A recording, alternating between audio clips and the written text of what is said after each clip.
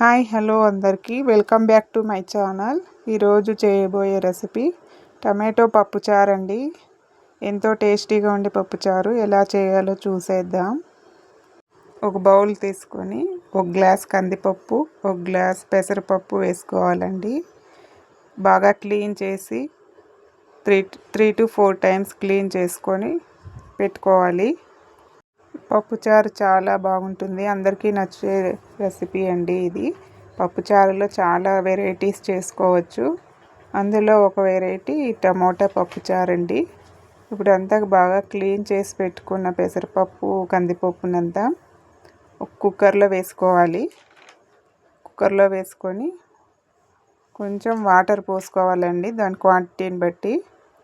Water వేసుకున్న తర్వాత కొంచెం పసుపు వేసుకోవాలి. పసుపు వేసుకొని కుక్కర్ మూత పెట్టేసుకోవాలండి. 3 to 4 విజిల్స్ రానివ్వాలి, పప్పు బాగా ఉడికే వరకు. అయిపోయిందండి, పప్పు ఉడికింది బాగా. తర్వాత పప్పు అంతా మెదుపుకోవాలండి పప్పు గిత్తితో. కొంచెం బ్యాలు ఉండకూడదు, అవి కొంచెం మెత్తగా ఉంటే టేస్ట్ బాగా ఉంటుంది. ఇప్పుడు మిగిలిన పప్పు అంతా మెదుపుకున్న తర్వాత దాంట్లోకి వేసుకునే ఇంగ్రీడియంట్స్ టమోటా వేసుకోవాలండి.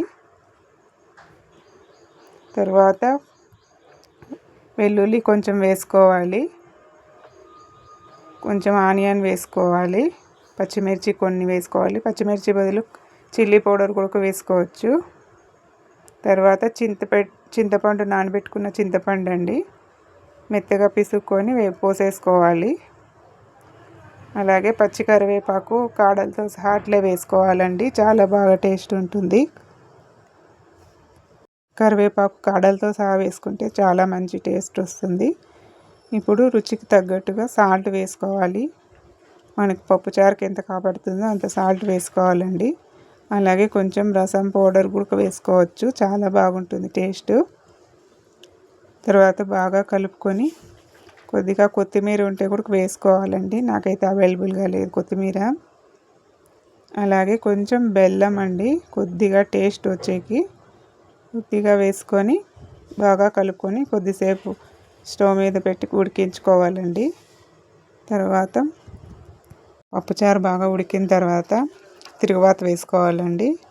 అన్ని కూరల్లాగానే తిరుగుబాతు వేసుకోవాలండి, అది చూపించలేదు ఈ వీడియోలో. అంతేనండి, ఎంతో రుచికరమైన టేస్టీగా ఉండి పప్పుచారు రెడీ అయిపోయింది. మీరు కూడా ఒకసారి ట్రై చేసి చూడండి. ఇది నాన్ వెజ్ చికెన్ ఫ్రైలోకి చాలా బాగుంటుంది సైడ్ డిష్గా. మీరు కూడా ఒకసారి ట్రై చేసి చూడండి.